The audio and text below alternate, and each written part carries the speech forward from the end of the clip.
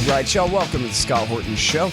I am the director of the Libertarian Institute, editorial director of antiwar.com, author of the book Fool's Errand, Time to End the War in Afghanistan, and I've recorded more than 5,000 interviews going back to 2003, all of which are available at scotthorton.org. You can also sign up for the podcast feed. The full archive is also available at youtube.com/Scott Horton Show. Hey guys, check it out. I got Phil Weiss on the line. He runs mondoweiss.net, and he runs a lot of important articles by himself and a lot of other great writers there too. And you know, Phil, now that the book is done, I re-signed up for your morning email. I had to put it aside. I just couldn't spend that much time every morning reading Israel stuff. Just couldn't do it. But now I've re-signed up, and now you got me all raring to go to learn all about Israeli politics and all of this stuff again. So, congratulations to you. Oh, thank you. Getting Appreciate a book that. out. Cool, man. Appreciate that. I've been getting my nose in that. I enjoy it. I noticed good. you got some of my favorite characters in there, like Richard Pearl and David Wormser, and you got a good theme in there on the neocons, and we're definitely going to be covering it. So I look forward to that. Cool, man. I look forward to that too, and I do hope you like it. The rest of it too, and all that. So listen, yes. Let's talk about what is going on. Oh, did I say welcome to the show, my friend? How are you? Yeah, you did. I'm fine. I'm fine. Okay, great. And yourself? Yeah. Do you have any power down there? No, you know what? We're hanging in there. I deduce that it's because I'm pretty near a couple of big hotels that maybe I'm on their same little grid or whatever, and I never did get cut here, so we're doing okay. Really? Wow. Unlike a lot of people, man. It's pretty bad in a lot of places, but and right across town from you, right? I mean, there's people that have been out 40 hours. I've heard. Within a single-digit miles from here for sure. 1, 2 miles, 3 miles from here. Yeah. In many directions. The wife has been, texting with all her friends, and they're all without power, and most of them without water too. All of them. So yeah, there's going to be some Republicans hanging at the end of this thing. Their days are over, at least for a while. I mean, it's a pretty conservative state, but the individual men at the top of the Republican Party, and I think both state houses and the governor and all them, their gooses are cooked. I mean, really, the Democrats are so weak, though, right? I mean, yeah. What's his name? Beto is making a big splash, and he's actually apparently helping people, volunteering and doing stuff during this. But he's the same guy who said he's going to come and take everybody's rifle away. So he ain't going to make it. They're going to have to get somebody better than him. I don't know. Mm-hmm. Well, so what is it? But is there any ideological component to that? I mean, I've seen the whole business about alternative energy, but oh yeah, no, I mean it's all a big crony corrupt system. Remember Enron and all the rolling blackouts in California at the end of the '90s, where it's all these traders just, it's a big ripoff, and it's what the Republicans call free market economics, but it's more like a fascist cartel type system. Not exactly fascist, like iron, clad, but it's I hear you. Very crony capitalist type of a system. And so they get away with bloody murder until they don't, and then people freeze to death in their homes. And you got people without power for 4 days in a row and stuff like this. It's just absolutely unacceptable. So there's going to be some kind of riot. I don't know what kind, but it's going to be ugly. Okay, so just not to be a jerk, but because I live on a mountainside and mountaintop here in Eastern Mountain, not a very high one, but people are used to power outages up here as sort of it happens. 4 days, long time, but they accept a certain amount of power outages. That's not the case down there in the culture. I don't, No, I mean, well, look, I've lived here my whole life, except a couple of years out in LA, which no exception.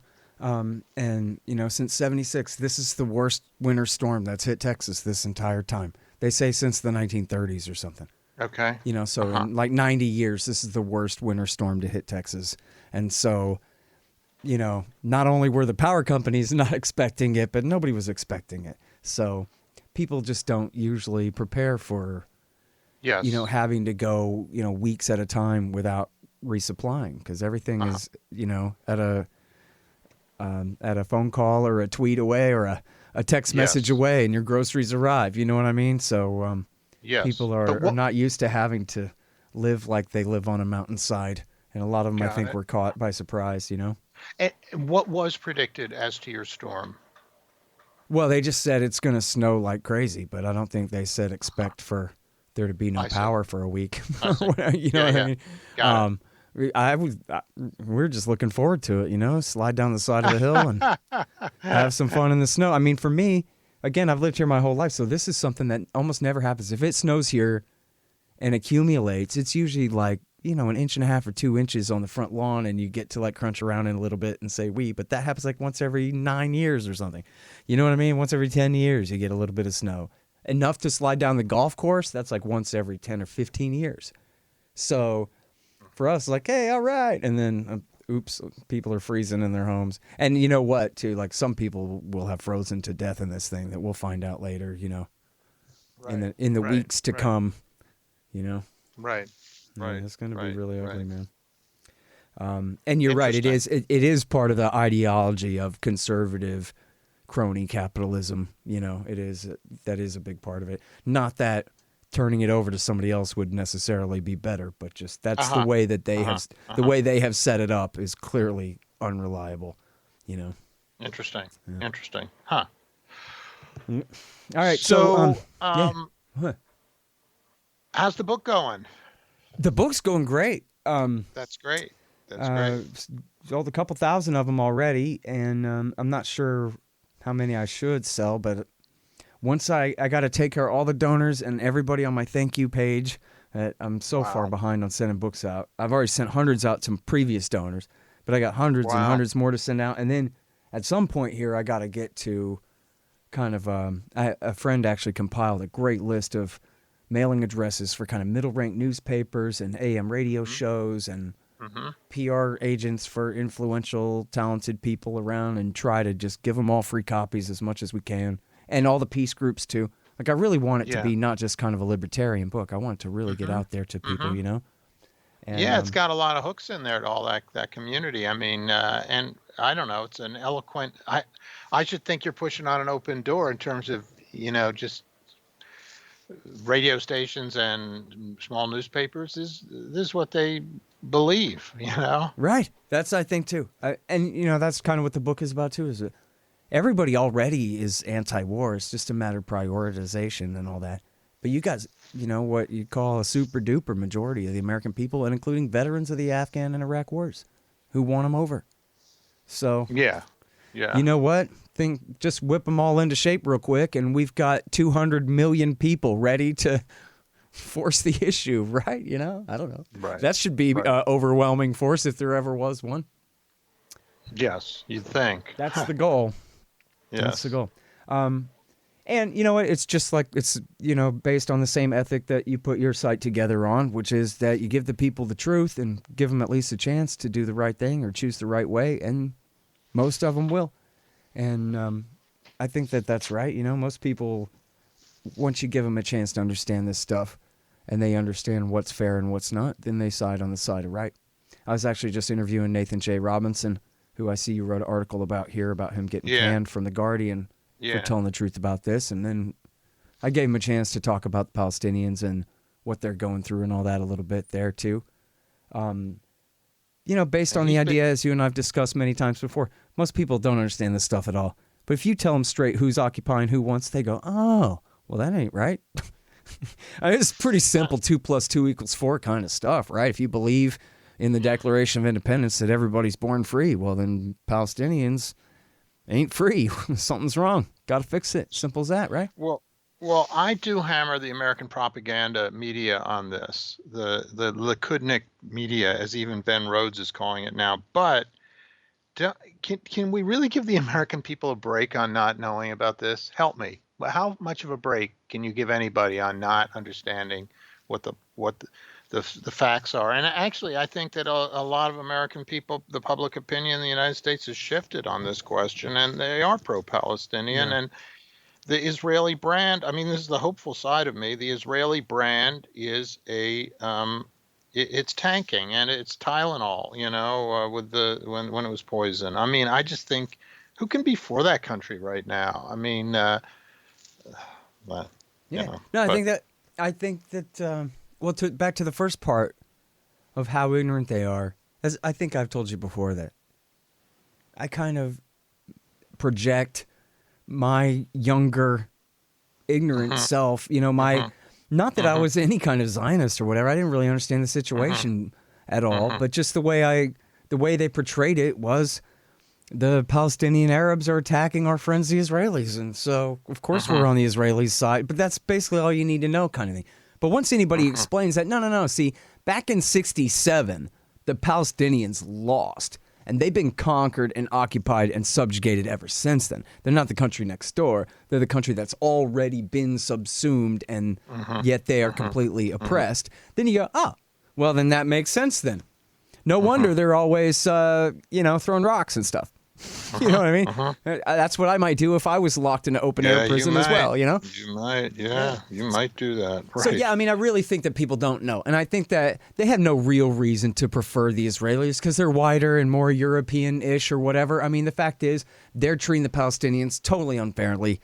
And once you understand that, then, I think most people, as you said, more and more Americans, the more they learn this, the better they are on it. Simple as that.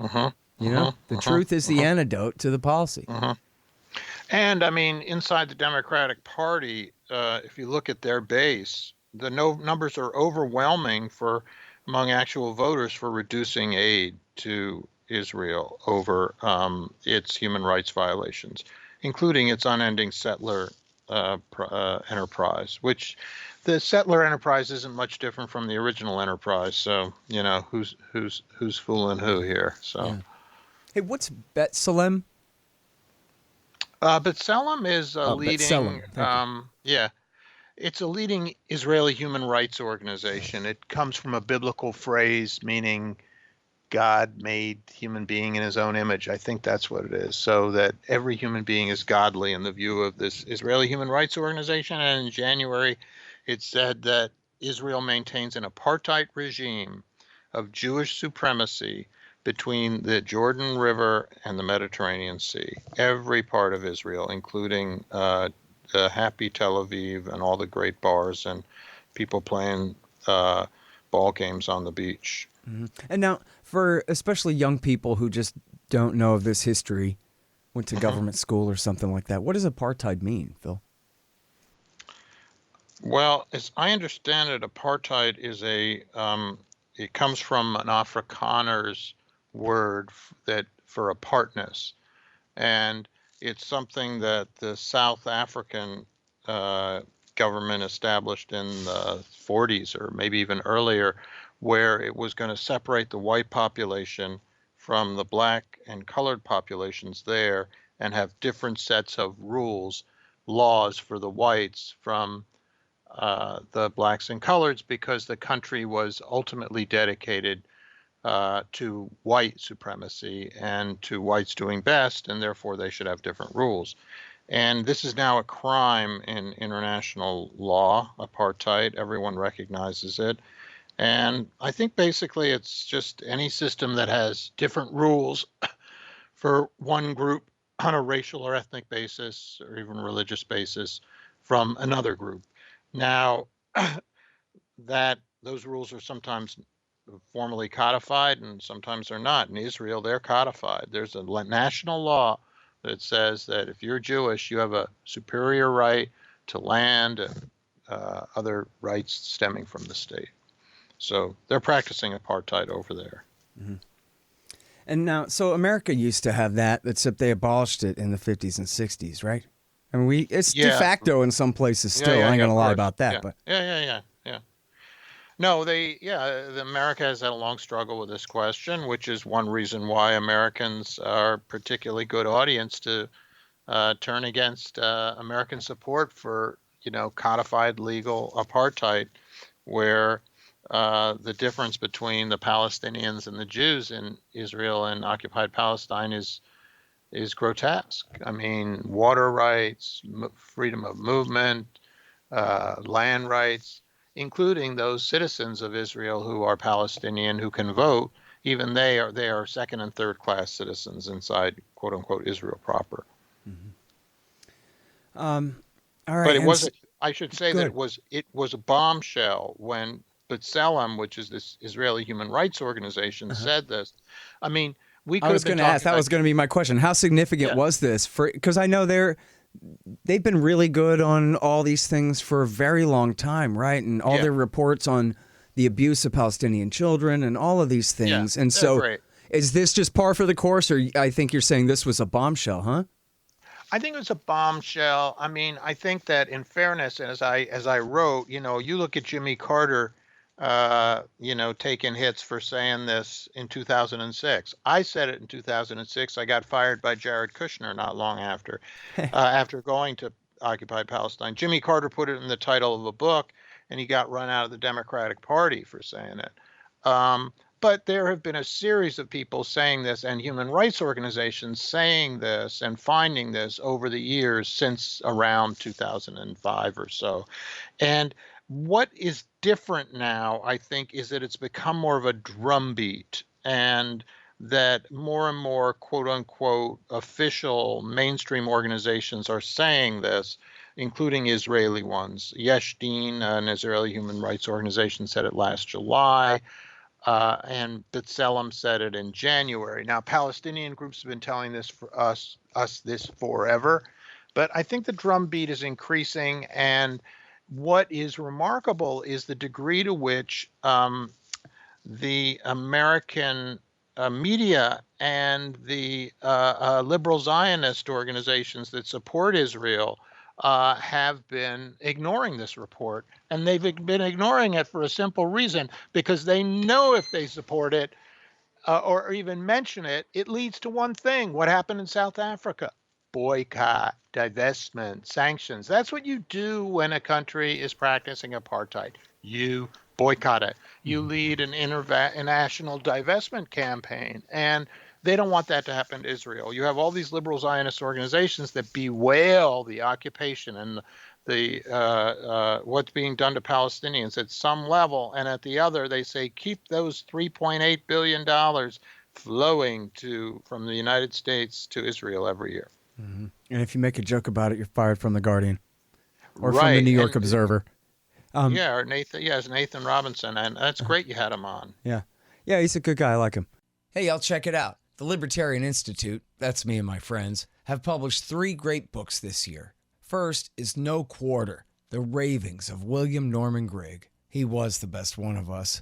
Now he's gone, but this great collection is a truly fitting legacy for his fight for freedom. I know you'll love it. Then there's Coming to Palestine by the great Sheldon Richman. It's a collection of 40 important essays he's written over the years about the truth behind the Israel-Palestine conflict. You'll learn so much and highly value this definitive libertarian take on the dispossession of the Palestinians and the reality of their brutal occupation. And last but not least is the great Ron Paul, The Scott Horton Show Interviews 2004 through 2019. Interview transcripts of all of my interviews of the good doctor over the years on all the wars, money, taxes, the police state, and more.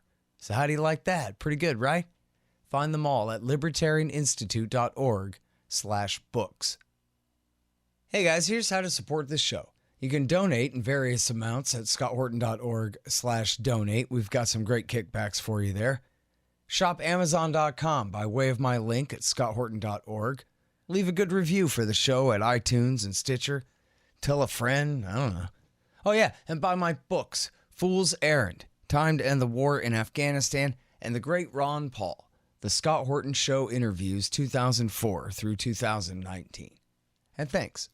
And now, so this is a great segue, and we're going to switch back to Israeli politics here in a minute, but Arkansas's anti-BDS law violates the First Amendment, says court, 8th Circuit Court of Appeals, according to your writer Michael Aria here at mondoweiss.net. And this cuts right to the heart of it here. And you know what? Let me go ahead and share this because I have it right here on my feed. Quote, in recent years, we have promoted laws in most U.S. states, which determine that strong action is to be taken against whoever tries to boycott Israel. Benjamin Netanyahu, the Israeli prime minister. So they are on a move to he says strong action must be taken. What are these laws and what did the court decide here?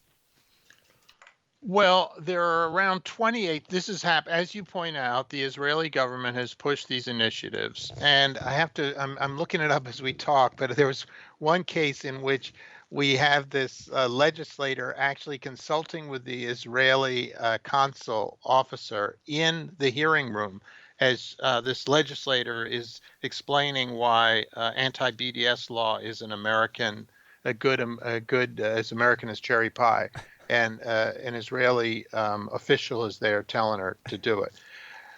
These laws say that in 28 states, variants of them say if you support boycotting Israel, then we are going to punish you in terms of state contracts and that kind of thing. Mm-hmm.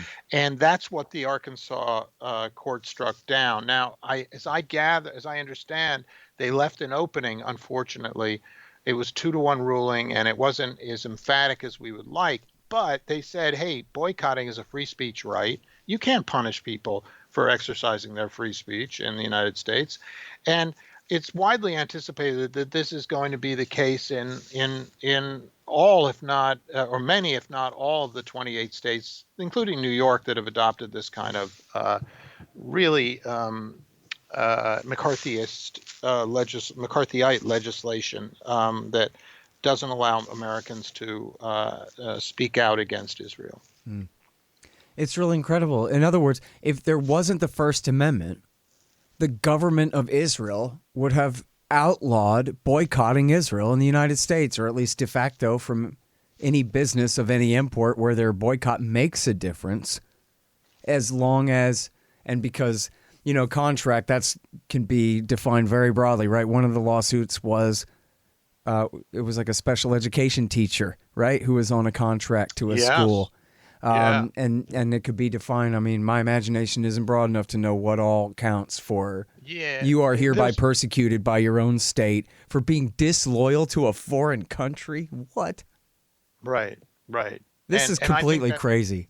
Yeah, it's crazy. And the case I highlighted was one where a Georgia state legislator who pushed the law there said that the Israeli consulate, quote, asked me, unquote, to introduce an amendment to the law that made it more, improve the law. So she's introducing an amendment at the behest of the Israeli consulate in Georgia. I don't get it. And I don't think Americans are going to enjoy this type of interference in our politics. But,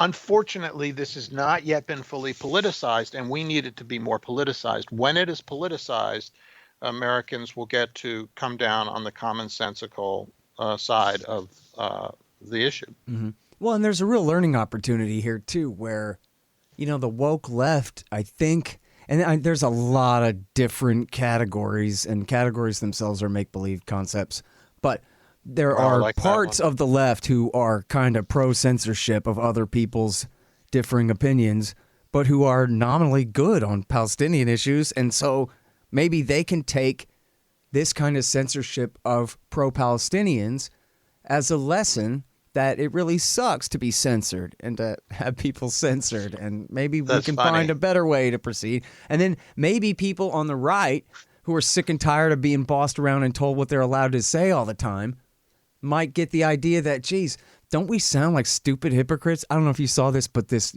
Green, the congresswoman everybody hates or whatever in the Republican Party there, was attacking Ilhan Omar as an anti-Semite. And it reminded me of something a friend, Carl Hicks, had said, that basically the Republican position is there's no such thing as racism at all unless you're opposed to the Israelis bombing somebody, in which case you're a vicious anti-Semite. That is such a stupid position for the right to take. How can they take it? How can they go around accusing people of being racist just for criticizing Israel, a foreign country, which, by the way, as you were saying, has in law racism and, ethnic religious supremacy over conquered people as their official doctrine in power. It's nuts. Yeah, I mean, I think there's a lot of ideological crossover on this one, and that that kind of coalition will be essential to overturning this ultimately, and presumably would be part of the legal judicial context for this. That you'd have some conservative judges saying, "Hey, screw this," All right, now Benjamin Netanyahu, who will rid me of this meddlesome prime minister? I think my prediction is he's going down in March. I always predict that, and I'm always wrong. So you can take my prediction to Vegas. Um, he's up for re-election in March. It's the fourth election in 3 years. The reason they're having four elections in 3 years is that the opposition to Netanyahu could have gotten him out if they would only build a governing coalition with Arabs, but they refuse to have Arabs in the governing coalition. It's got to be all Jewish parties. So the center and left, which was going to oust Netanyahu, has a racist policy against Palestinians participating, and that's why Netanyahu continues to be prime minister. I just want to establish that first. That being said, Wait a minute. Let me stop you for a second and just make sure I understand that. This is just to kind of recapitulate, make sure everybody's on the same page here. You're saying that the losing coalitions continue to lose just because, not that there's a law against this, but because they refuse to allow the Israeli Arabs, these are people not in the occupied territories, but Palestinian citizens of Israel, they refuse to let them, although they do have some representation in the Knesset, into joining their ruling coalition. And if they did, they could push Netanyahu right out. But they continue to lose because they cannot let anyone who's not Jewish into their alliance. Essentially, yes. You have a parliamentary democracy there with 120 seats in the parliament, and 15 of them are Palestinians. And those are 15 seats that want to be against Netanyahu. And if you have, 46 seats of Jewish seats that want to get rid of Netanyahu, and you add that to the 15, you got your majority right there. They won't do it. So this is, in other words, this is like Nancy Pelosi saying, if I have to get the Black Caucus votes to be House Speaker, forget it. That's right. That's right. It is very much like that. It's very much like 1964 Mississippi, when they said, we will not seat these we're not using black votes at the Democratic nominating convention in Atlantic City for Lyndon Johnson. We're sending our segregated party up to the nominating convention. And the Mississippi Democratic Party was boycotted because of that. It created huge crisis. And ultimately, the Mississippi Democratic Party got integrated in the 1960s to some degree. And so this is something the United States has been through. They're doing it in Israel, and they're calling themselves liberal Zionists when they do it. So go figure. I don't know. And I'm sorry that I stopped you on that point because you were going on, but I just want to make sure that we're clear on that and what that means. Yes, we are. Yeah, it's an important point. Now, I should say that I think Netanyahu is going to get knocked off this time because there are enough right-wingers in the opposition that they will be able to take him out.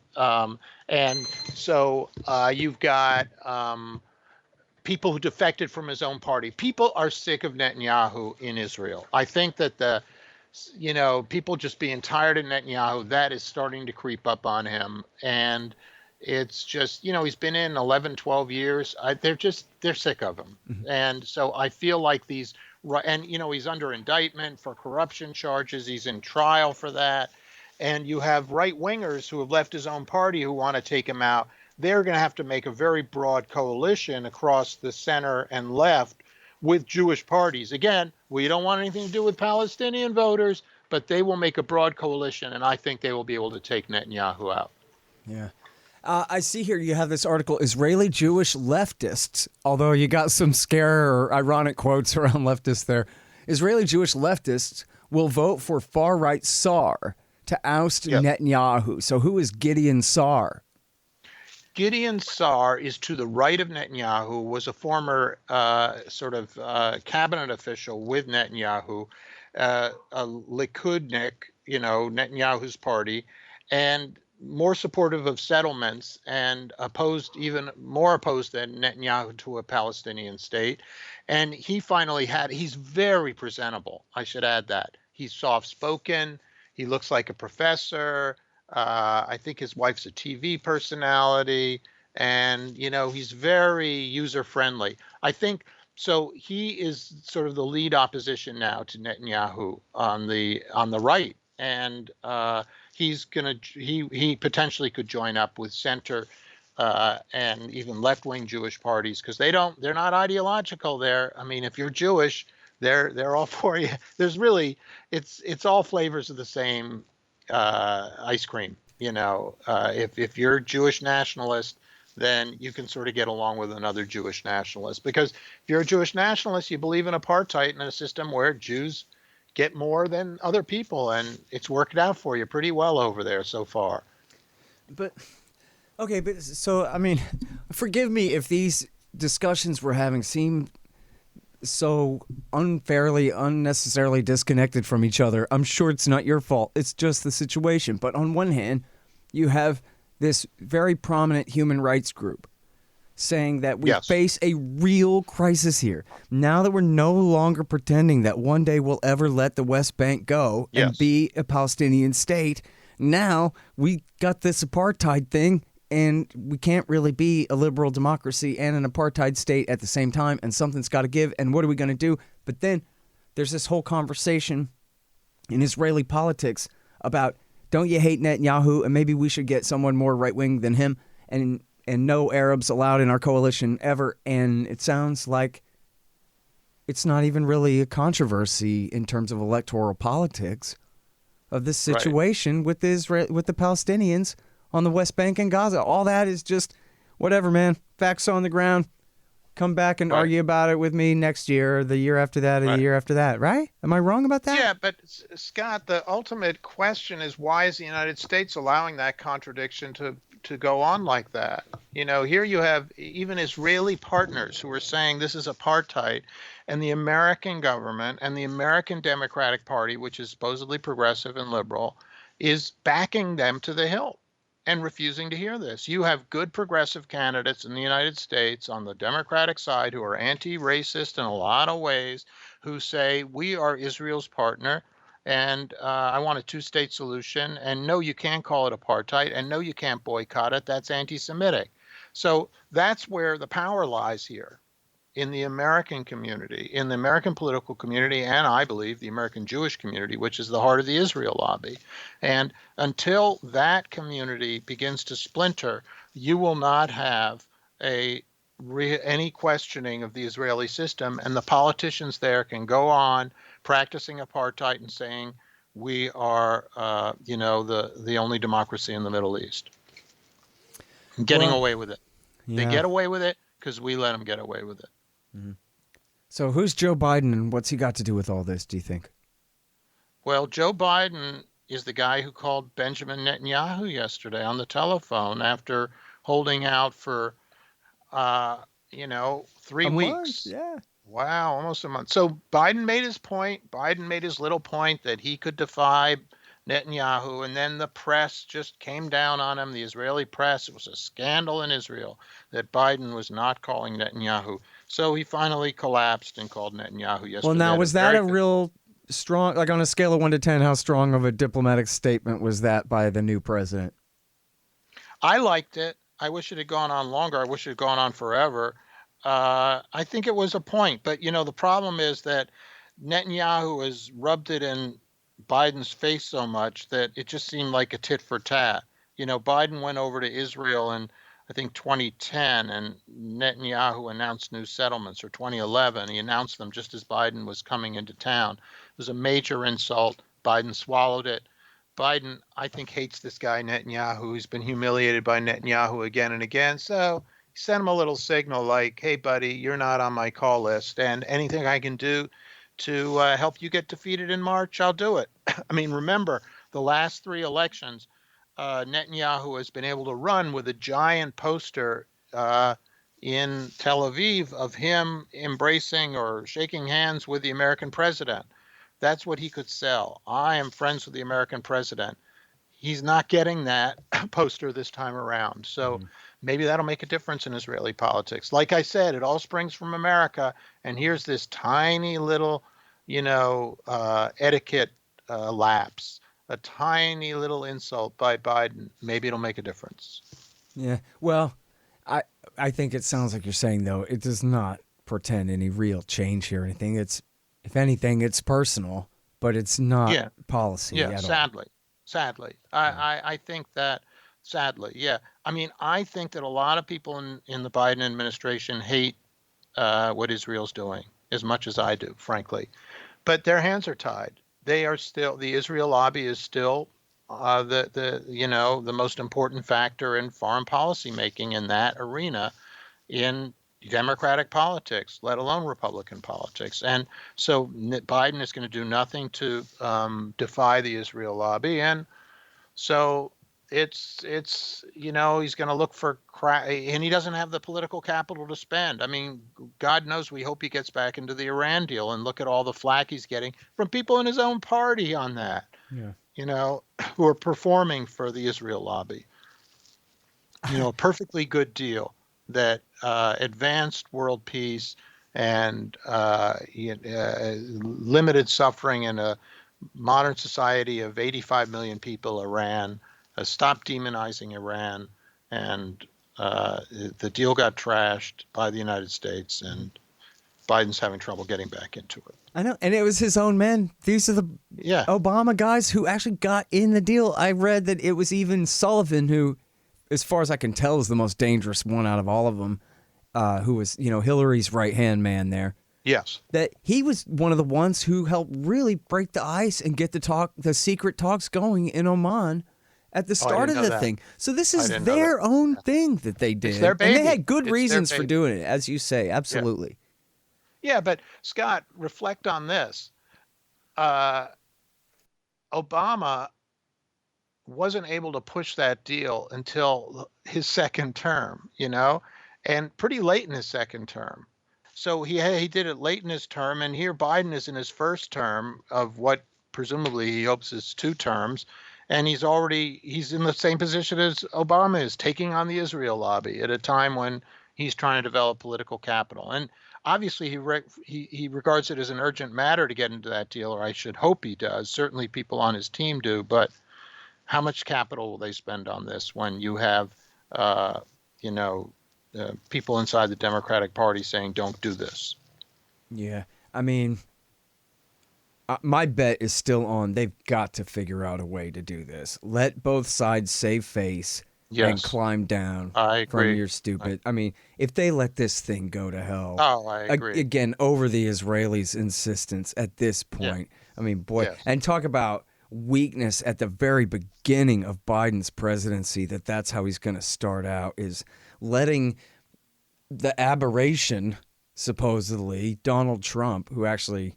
It was Obama. That was the aberration that he made this deal at all. But it was, in their framing, it was this raving kook Trump that canceled the deal. Why not just restore it? The same way they just turned right around and overturned the designation of the Houthis as terrorists. That was just something Mike Pompeo decided. Right. So what's legitimate about that? Nothing. Screw him.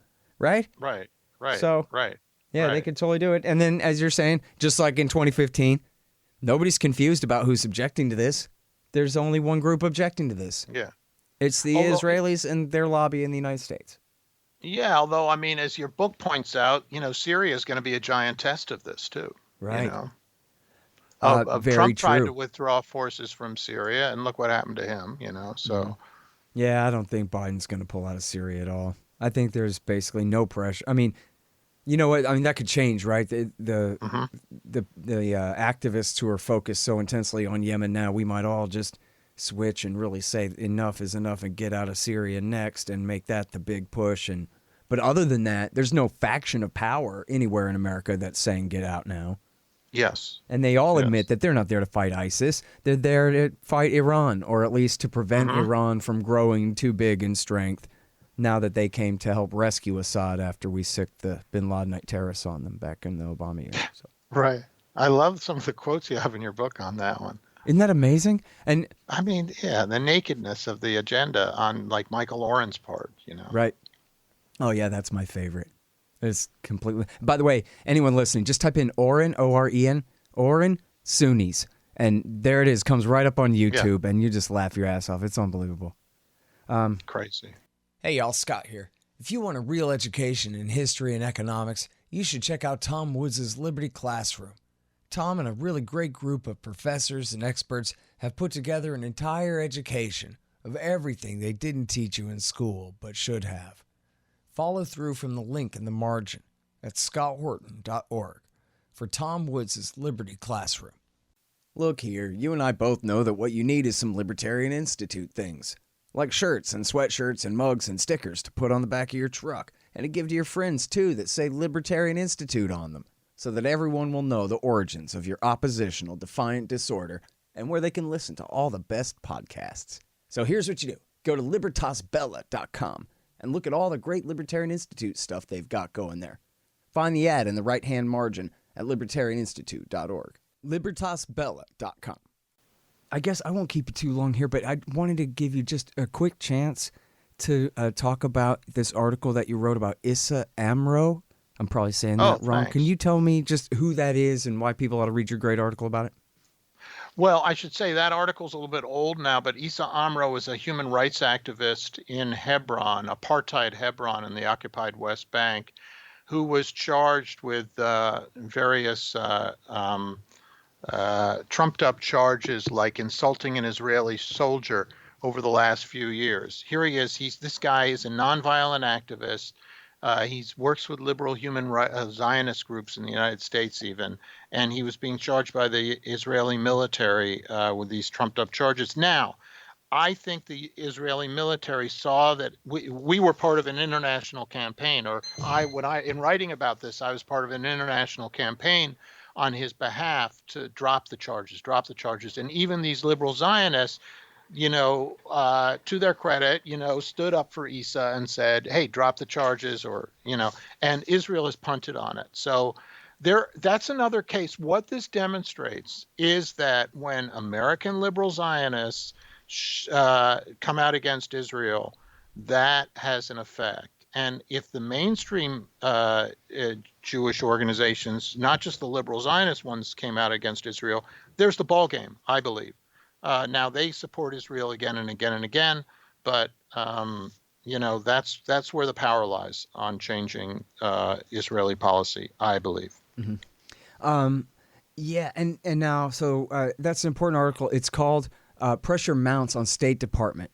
If Navalny deserves support, why not Issa Amro? That's a good way to phrase right. it. I forgot I wrote that. Yeah, that's good. Yeah. Yeah, it's just from a few days ago there. Yeah. But no, so that reminded me of the thing that I forgot to switch gears back to what we were talking about just a second ago with the Biden thing.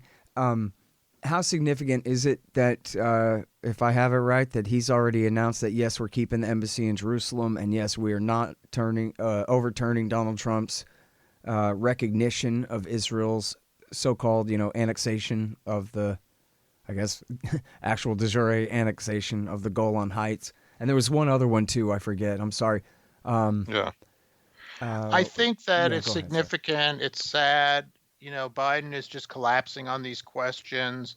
He's not wanting to take Israel on these questions. And it just shows that he doesn't have political capital for this issue.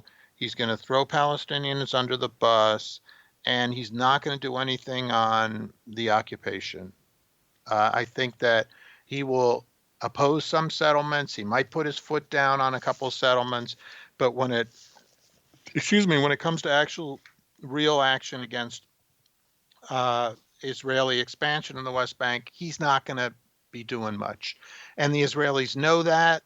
And the whole thing about Netanyahu's right-wing opposition is part of the thing they're saying is, hey, we're going to work with the Americans. We're not creating a Palestinian state, but there's a new sheriff in town, Joe Biden.